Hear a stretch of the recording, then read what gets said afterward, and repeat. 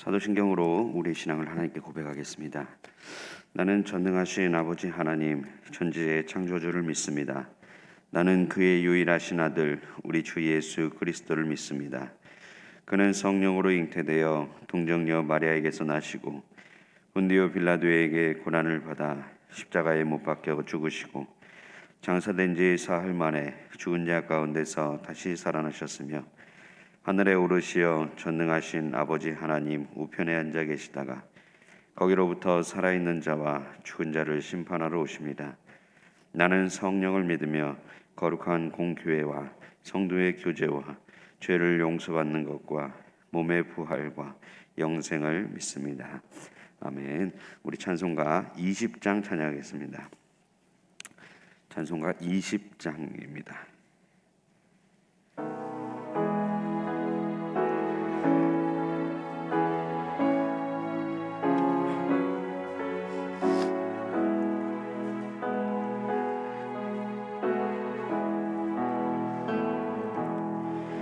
큰 영광 중에 계신 주 나 찬송합니다.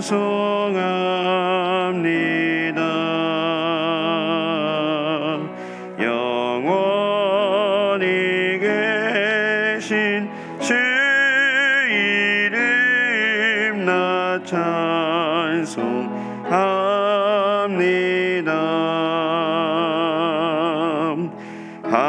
한없이 크신 능력을 나 찬송합니다.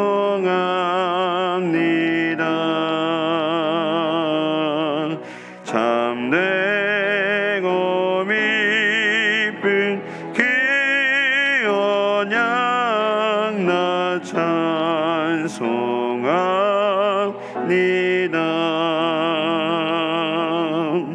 온 천지 창조하시던 그 말씀이 믿어 영원히 면치 않는 줄 나 믿사옵니다.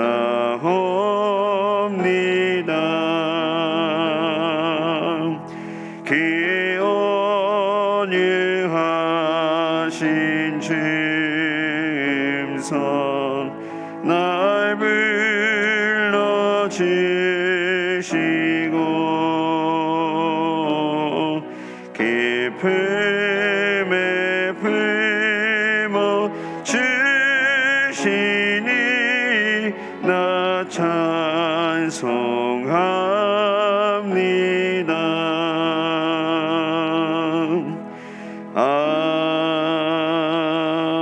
아멘. 오늘 하나님의 말씀은 누가복음 2장 8절에서 20절까지 말씀입니다.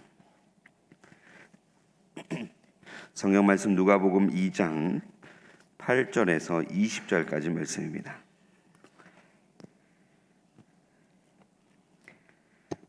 누가복음 2장 8절에서 20절까지 말씀을 한 절씩 교독하신 후에 마지막 절은 합독하겠습니다. 그 지역의 목자들이 밤에 밖에서 자기 양떼를 지키더니 주의 사자가 곁에 서고 주의 영광이 그들을 두루 비추매 크게 무서워하는지라. 천사가 이르되 무서워하지 말라. 보라, 내가 온 백성에게 미칠 큰 기쁨의 좋은 소식을 너희에게 전하노라. 오늘 다윗의 동네에 너희를 위하여 구주가 나셨으니 곧 그리스도 주시니라. 너희가 가서 강보에 쌓여 그 위에 뉘어 있는 아기를 보리니 이것이 너희에게 표적이니라 하더니 후련히 수많은 천군이 그 천사와 함께 하나님을 찬송하여 이르되 지극히 높은 곳에서는 하나님께 영광이요 땅에서는 하나님의 기뻐하신 사람들 중에 평화로다 하니라. 천사들이 떠나 하늘로 올라가니 목자가 서로 말하되 이제 베들레헴으로 가서 주께서 우리에게 알리신 바되 이 이루어진 일을 보자 하고 빨리 가서 마리아와 요셉과 그 위에 누인 아기를 찾아서 보고 천사가 자기들에게 이 아기에 대하여 말한 것을 전하니 듣는 자가 다 목자들이 그들에게 말한 것을 놀랍게 여기되 마리아는 이 모든 말을 마음에 새기어 함께 생각하니라. 읽습니다. 목자들은 자기들에게 이르던 바와 같이 듣고 본 그 모든 것으로 인하여 하나님께 영광을 돌리고 찬송하며 돌아가니라. 아멘. 기도하겠습니다. 좋으신 아버지 하나님, 은혜를 감사합니다. 지난 간밤에도 저희들을 주님 품 안에서 편히 쉬게 해주시고 또 이 새벽에도 저희들을 주 앞에 불러주심을 감사합니다. 오늘도 저희들이 주의 은혜가 없이는 한순간도 살 수 없음을 고백합니다. 이 새벽에도 말씀과 기도 가운데 저희들을 만나주시며 주의 성령으로 충만케 하여 주시옵소서. 기도의 영을 부어주시고 마땅히 간구할 것들로 기도할 수 있게 하여 주옵소서. 주님께 감사의 예물을 올려드립니다. 범사에 감사합니다. 또 1,000번째 예물 주님께 드립니다. 하나님 아버지, 믿음으로 순종으로 감사로 드리는 예물을 주님께서 기뻐 받으시며 약속하신 하늘의 복과 땅의 복으로 충만하게 채워 주옵소서. 주의 은혜로 종의 가정들을 형통케 해주시며 그 자녀들을 축복하여 주시옵소서. 예수님의 이름으로 축복하며 기도하옵나이다. 아멘. 할렐루야. 이 새벽에도 주의 은혜와 축복이 함께 하시기를 축원합니다. 오늘 말씀에는 이제 목자들이 예수님의 탄생 소식을 듣고 이제 그 아기 예수를 찾아가서 경배하는 이제 그런 내용이 이제 오늘 내용의 말씀입니다. 먼저 이제 8절에 보시면 그 지역의 목자들이 밤에 밖에서 자기 양떼를 지키더니 주의 사자가 곁에 서고 주의 영광이 그들을 두루 비침에 크게 무서워하는지라. 네. 그러니까는 당연히 당혹스럽겠죠. 목자들이 이제 평범하게 양들을 치고 있는데 거기에 이제 주님이 갑자기 찾아오신 거죠. 그리고는 이제 10절에 이렇게 말을 합니다. 천사가 이르되 무서워하지 말라. 보라 내가 온 백성에게 미칠 큰 기쁨의 소식을 너희에게 전하노라. 이렇게 말합니다. 예수님이 탄생하는 소식을 여기서 뭐라고 얘기했느냐 하면은 내가 온 백성에게 미칠 큰 기쁨의 좋은 소식이다. 이렇게 얘기를 했습니다. 그 소식의 내용이 뭐냐 하면 11절에 가면은 오늘 다윗의 동네에 너희를 위하여 구주가 나셨다 하는 거예요. 예수님이 태어나신 것이 온 백성에게 미칠 큰 기쁨의 좋은 소식이다 이런 것입니다. 여기서 이제 우리가 예수를 제대로 믿고 있는지 정말 신앙생활을 제대로 하고 있는지를 확인해 볼 수 있습니다. 첫 번째는 뭐냐면 예수님이 태어나셨다는 사실은 좋은 소식이에요. 좋은 소식. 여러분에게 예수 믿는 것이 좋은 소식인가요? 주식을 투자한 사람이 주가가 폭락했다. 무슨 소식이죠? 슬픈 소식이에요. 재산이 날아가는 소식이죠. 뭐 군에 간 아들이 사고가 나서 어려움을 당했다. 슬픈 소식이죠. 이제 반면에 뭐죠? 거꾸로 주식이 올라갔다. 내가 투자한 주식이 갑자기 확 주식이 몇 배로 올라갔다. 그러면 뭐죠? 그거는 좋은 소식이겠죠. 여러분들에게 예수 믿는다는 것이 좋은 소식인가 하는 거예요. 정말 기쁨의 소식인가 하는 것입니다. 저에게 있어서는 예수님이 좋은 소식이었어요. 왜냐하면 하나님이 저를 사랑하신다는 얘기를 듣는 사건이었거든요. 그 전에는 누군가가 저를 사랑하고 또 저에게 관심이 있다는 사실에 대해서 전혀 알지 못했죠. 예수 믿고 난 다음에도 계속해서 예수를 믿는다는 것은 좋은 소식이었습니다. 왜냐하면 누군가가 나를 돌보는 분이 있다는 거예요. 나를 돌보고 나를 인도하고 또 내가 어떤 어려움이 있을 때 찾아가서 이제 의논할 수 있고 얘기할 수 있는 대상이 있다는 것입니다. 그래서 예수 믿는다는 것은 좋은 소식이에요. 굿뉴스죠. 굿뉴스, 좋은 소식입니다. 그 다음에 또 뭐 나오냐면은 큰 기쁨의 소식입니다. 여러분 예수 믿는 것이 기쁘세요? 슬프세요? 예수 믿는 게 행복하세요? 그러니까는 우리가 정말 예수님을 제대로 알고 있다면 그 예수님을 믿는다는 것, 예수님이 나에게 오셨다는 것은 좋은 소식이고 기쁜 소식이에요. 그것도 그냥 기쁜 소식이 아니라 큰 기쁜 소식이라는 겁니다. 그리고 난 다음에 또 하나의 수식어가 뭐가 있죠? 온 백성에게 미칠, 그러니까 온 백성에게 미칠.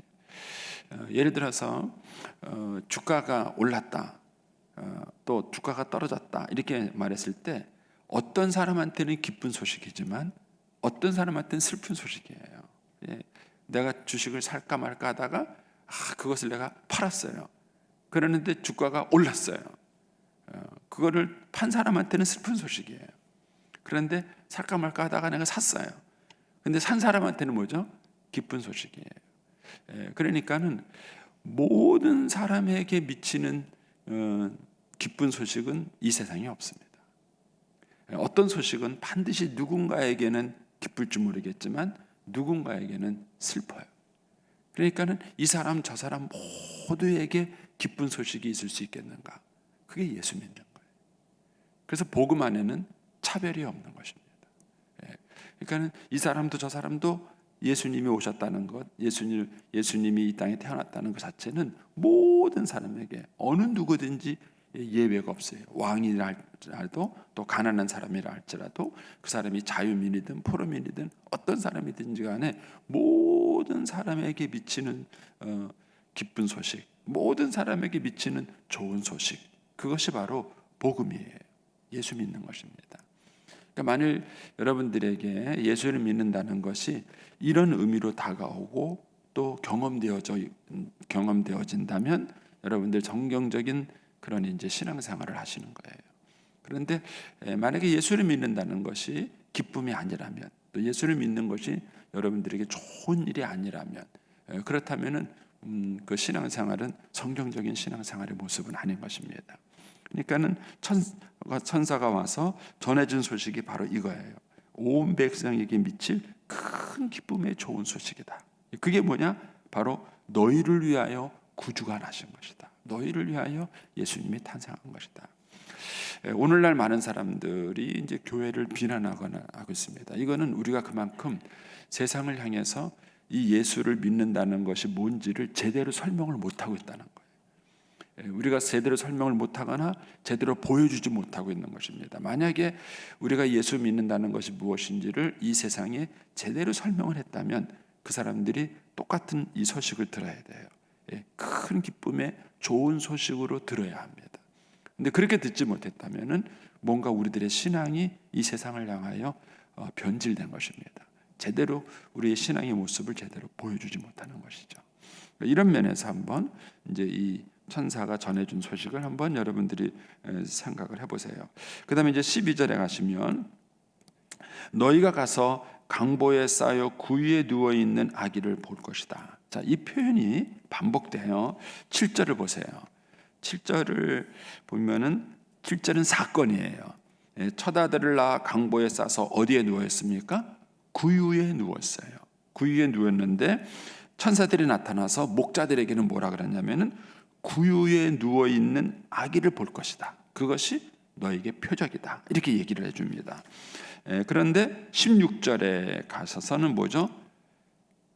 구유에 누워있는 아기를 찾아요. 그 구유에 누워있는 아기를 찾습니다. 그러니까는 이 구유에 누워있다는 사실은 평범한 사건이 아니에요. 만약에 평범한 모든 사람들이 다 똑같이 태어나서 아기가 누워있는 그런 아이라면은 그 중에서 누가 구준지를 어떻게 찾을 수 있겠어요? 근데 이 구유에 누웠다는 얘기는 뭔가 평범하지 않은, 평범하고는 다른 뭔가 좀 구별된 모습이라는 것입니다. 그러니까 그 목자들이 가서 찾기가 좋았던 거예요. 아니면은 베들레헴에 이때 태어난 아기가 한 명밖에 없든가, 예수님 한 명밖에 없다 그러면 그러면은 이게 혼란이 없겠죠. 그러나 예수님 하나만 태어나지는 않았을 거라는 것이죠. 그렇기 때문에 이 구유에 누인 이것이 예수님을 찾는 하나의 구별된 표적이 된 것입니다. 그러니까 이것은 평범한 그런 모습은 아니었다 하는 것을 여기서 봅니다. 그래서 이제 이 아기가 너에게 표적이 될 것이다 이렇게 얘기를 해줍니다. 그러고 난 다음에 수많은 천군 천사들이 하나님을 이제 찬송하는 얘기가 나오죠. 그 찬송의 내용이 14절이요. 지극히 높은 곳에는 하나님께 영광이요 땅에서는 하나님의 기뻐하신 사람들 중에 평화로다. 이렇게 말하고 천군 천사들이 하고 이제 올라갑니다. 그러니까 이제 이 목자들이 이제 이 사실을 확인해 보자 하고 이제 가서 확인을 해봐요. 근데 만일 이 목자들이 확인을 하지 않았다면 어떻게 됐을까요? 그냥 그걸로 끝나요. 그냥 신비스러운 경험으로 끝나는 거예요. 그냥 뭐 밤에 천사가 나타나서 봤던 정말 놀라운 경험, 그걸로 끝나는 겁니다. 그런데 이들이 가서 그 아기 예수님을 찾아요. 그 찾아서 그 마리아와 요셉과 대화를 나누는 과정에서 이들이 은혜를 받는 거예요. 그래서 신비한 체험 이후에 따르는 순종이 있어야 합니다. 그리고 그 순종이 우리로 하여금 하나님의 깊은 은혜를 경험케 만드는 것입니다. 자, 그렇게 해서 이제 그 사람들이 16절에 보니까 빨리 가서 마리아와 요셉과 구유에 누인 아이를 찾았어요. 그리고는 보고 17절에 천사가 자기들에게 이 아기에 대하여 말한 것을 그들에게 전합니다. 그러니까는 18절에 듣는 자가 다 목자들이 그들에게 말한 것을 놀랍게 여겼다 그랬습니다. 여러분, 이 얘기를 들었을 때 이 천사가 목자들에게 왜 나타났을 것 같으세요, 여러분? 하나님을 왜 천사들을 이 목자들에게 보내가지고 이 아기 예수를 찾아가도록 왜 하셨을까? 그리고 이 사건은 왜 성경에 기록이 됐을까 하는 것입니다.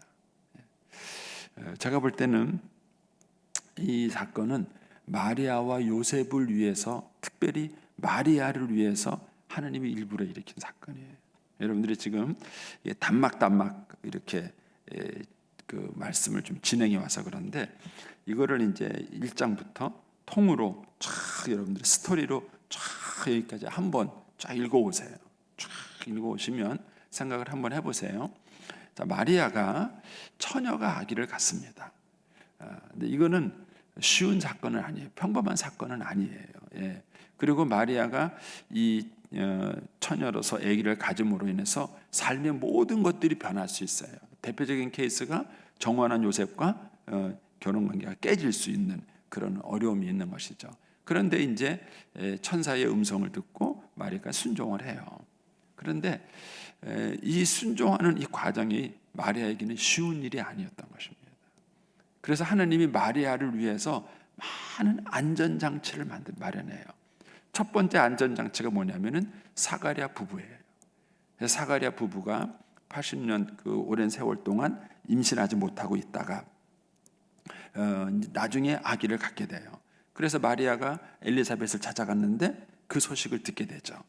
자기가 얘기도 하기 전에 엘리사벳이 먼저 내 뱃속에 있는 아기가 복이 있다. 내 구대가 구주의 어머니다. 이 사건이 마리아한테 굉장히 위로가 되죠. 그리고 이제 두 번째 사건은 뭐냐면은 요셉하고 있었던 거예요. 요셉에게 얘기를 했는데 요셉이 믿어주지 않죠. 나 못 믿겠다.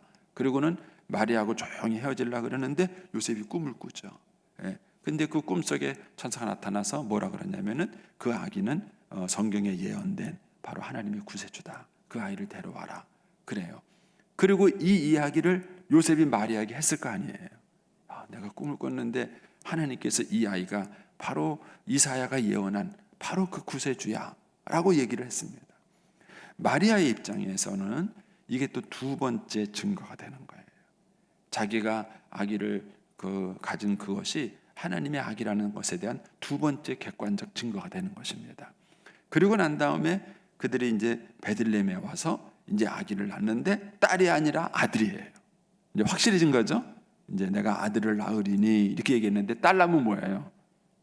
그 앞에 있었던 것이 다 그냥 그 헛된 생각인 것이죠. 그런데 이제 아들을 낳은 것이죠. 세 번째 증거예요. 그러고 난 다음에 그 아들을 낳고 있는데 갑자기 목자라는 사람들이 찾아온 거예요. 찾아와가지고 우리가 들에서 양치고 있었는데 천군 천사들이 나타났다고. 우리를 위해서 구주를 보내주신다 그랬다고. 여러분, 그 이야기를 마리아와 요셉이 들었을 때에 이 자기들이 경험했던, 자기들이 그동안 알고 있는 이 사건은 지금 두 사람만 알고 있는 사건이에요. 그런데 이 사건이 그 목자들에 의해서 다시 한번 또 객관적으로 확인이 되는 거예요. 내가 구세주를 잉태한 것이 맞구나. 이 아기가 정말 이 세상에 하느님이 보내주신 구세주가 맞구나 하는 사실을 또 한 번 객관적으로 확인하는 시간이 되는 거예요. 하나님이 그 사실을 확인시켜 주신 거예요. 그리고 난 다음에 또 누가 옵니까? 동방박사가 오는 거예요.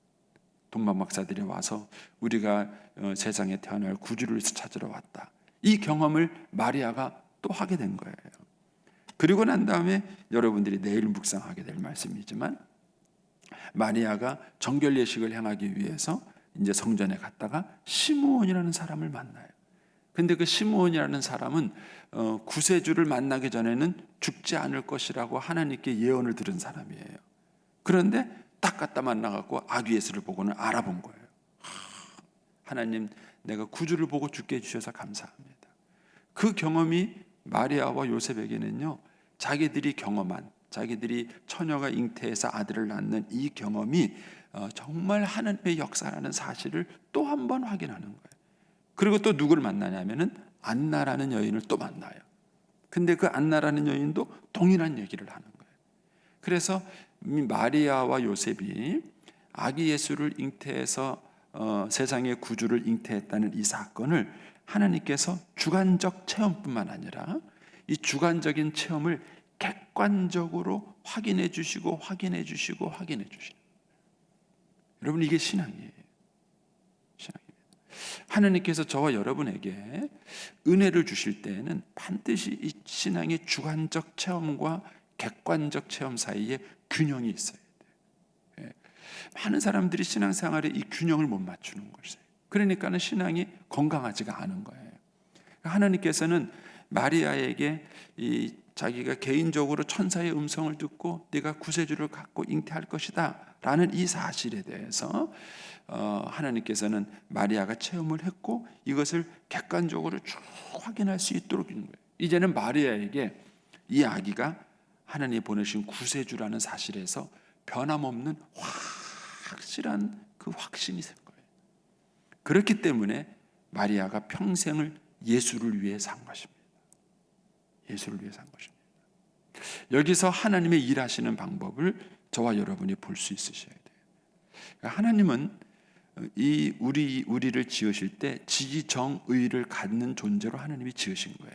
우리가 생각할 수 있는 존재, 느낄 수 있는 존재, 결단하고 헌신할 수 있는 존재를 우리 지으신 분이에요. 하나님이 우리를 그렇게 지으셨기 때문에 그 법칙을 하나님이 어긋나지 않으십니다. 그래서 신앙은 절대로 비이성적이지 않아요. 그런데 이거를 잘못 판단하기 때문에 신천지 같은 이단이 생기는 거고 거기에 여러분들이 속는 거예요. 하나님은 내가 경험한 이 주관적 은혜와 체험을 반드시 객관적으로도 확인할 수 있게 해주시고 또 그 사실을 내가 인격적으로 확신하게 해주시는 거예요. 그러니까 마리아와 요셉은 이 예수님, 이 아기 예수님이 하나님이 보내신 구세주라는 사실을 그들의 전인격으로 받아들이고 경험하고 체험하고 확신하게 된 거예요. 그렇기 때문에 그 아기 예수를 위해서 내 평생을 살겠다. 이 아기 예수를 위해서 내 목숨을 걸겠다라는 그런 마리아와 요셉의 헌신이 있을 수 있었던 것입니다. 왜냐하면 그 확신이 있었기 때문에 그런 것입니다.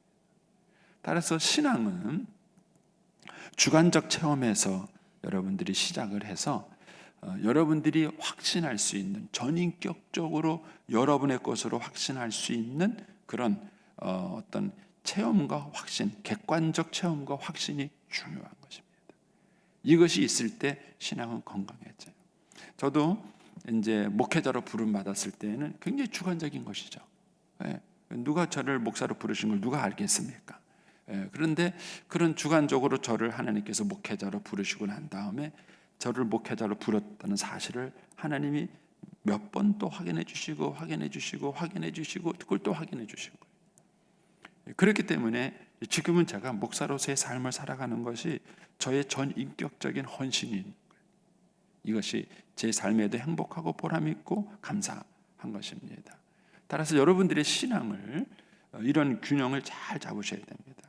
그것이 어떤 경우이든지 간에 하나님과의 나와의 은밀한 그런 주관적 신앙의 체험에서 하나님께서 그것을 확인할 수 있도록, 우리가 확신할 수 있도록 해주시는 그런 객관적 그런 경험과 체험이 있는 것이고, 그리고 그것을 전 인격적으로 경험할 수 있게 해주세요. 지적으로, 감성적으로, 의지적으로 여러분들이 경험할 수 있게 해주시는 것입니다. 그래서 마리아와 요셉이 그리스도를 위해서 모든 고난을 받아요. 첫 번째 고난이 뭐죠? 애굽으로 피난 간 거예요. 여러분들은 어느 날 갑자기 하나님이 중국으로, 일본으로, 미국으로 이사 가라면 갈 수 있겠어요?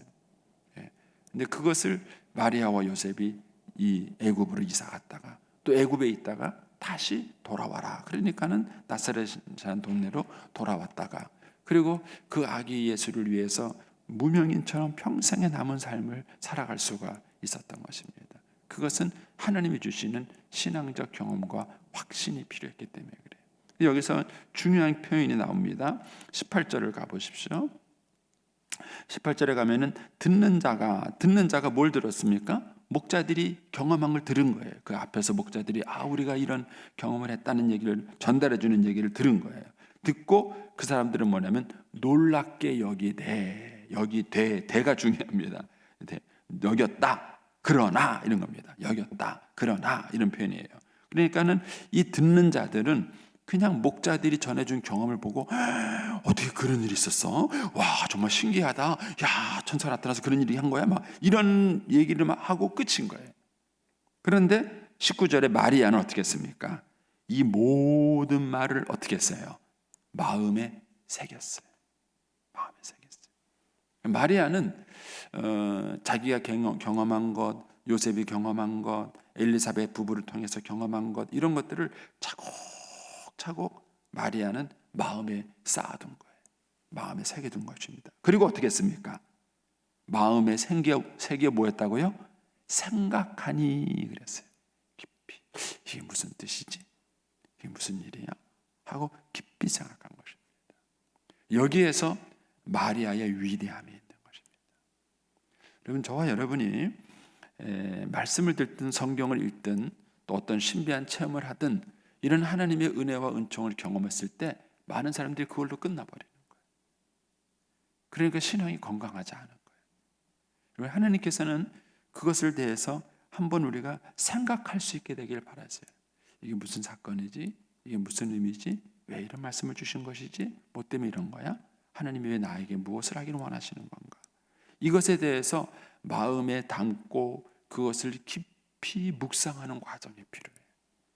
그래서 여러분들이 이것을 깊이 묵상을 해야 그 하나님의 마음과 은혜를 알게 되고 깨닫게 되고 그것이 내 것이 되는 거예요.